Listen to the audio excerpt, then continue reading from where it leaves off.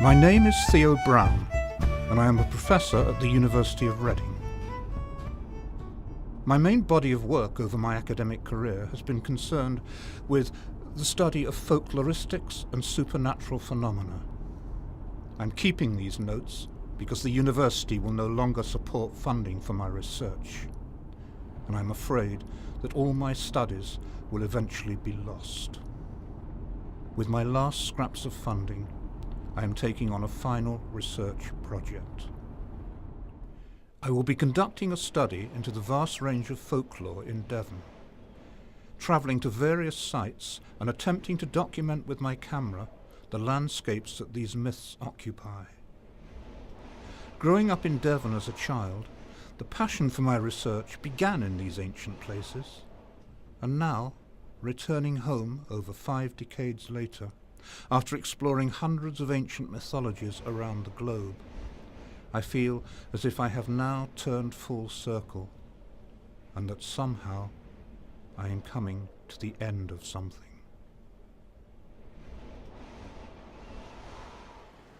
Devon, like Cornwall, suffers from its popularity. Everyone is aware of its commercial attractions, its beach resorts, its cream teas, as well as its commercial folklore, its pixies, its hounds of the Baskervilles, its pirate coves. Such romantic items, even when misunderstood or invented, are sufficient for most people, and therefore the more important and more interesting things are overlooked.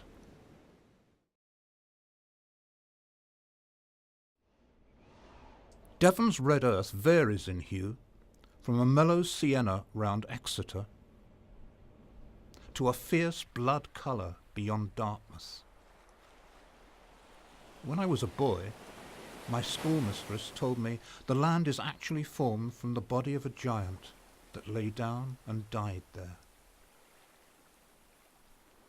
According to Geoffrey of Monmouth, giants were aboriginal inhabitants of Albion. Albion, the ancient name given to Great Britain in the 1st century AD. And according to him, these creatures were mostly clustered in the West Country. And strangely, to Totnes in South Devon, Monmouth also attributed the most important etiological myth of the Middle Ages. Brutus, the eponymous conqueror of Britain, was really a Trojan, and the goddess Diana told him to carve out a place for himself in underdeveloped Albion.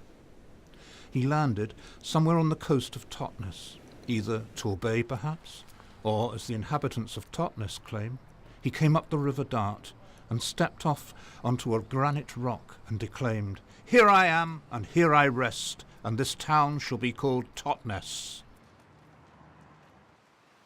The giants were slaughtered, but their leader, Goegamot, fled to Dartmoor and was dragged out of a bog and presented to Corineus, another Trojan warrior. Upon being presented to Corineus, a wrestling match was started between Goegamot and the Trojan warrior on a cliff edge. Goegamot was defeated and thrown over into the waves, causing his blood to redden the sea permanently, as indeed anyone can see just beyond Dartmouth.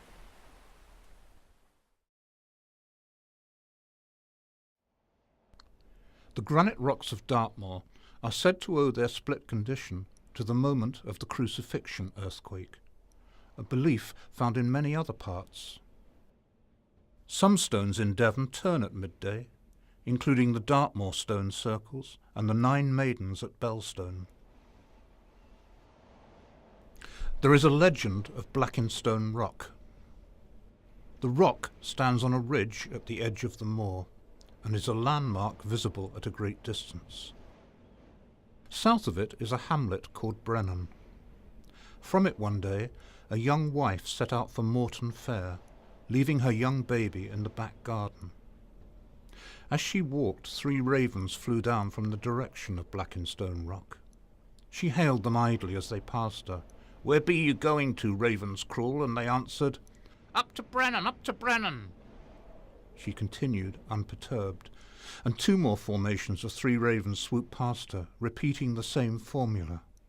Late in the evening, she returned home, and to her horror found the baby had vanished. And eventually, after several days searching, they found the baby. The ravens had carried it to the summit of the rock and picked it to the bone.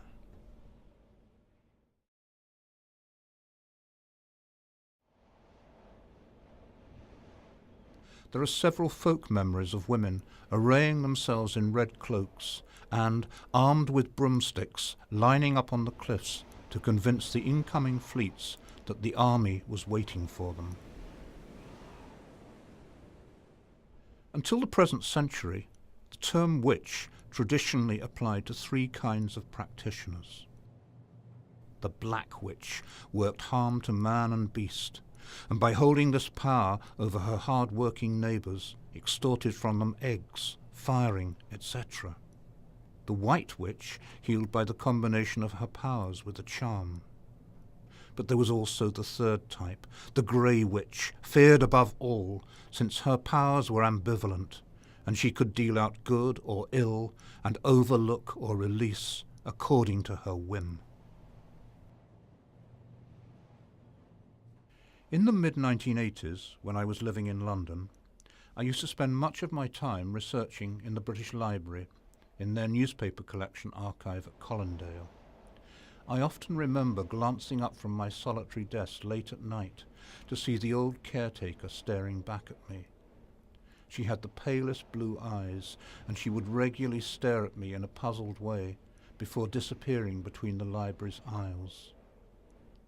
Years later, when the old woman had passed away, a friend from the library came up to me and said, "Did you know you've got a ghost that follows you around?" I said, "No, what's it like?" "It's an old little woman in black. The caretaker told me once that you often came into the library just as it was getting dark, and there was this little dark figure always behind you." I asked if it ever followed me out of the library. She replied, "No. When you went out, it used to wander off into one of the bays and lose itself."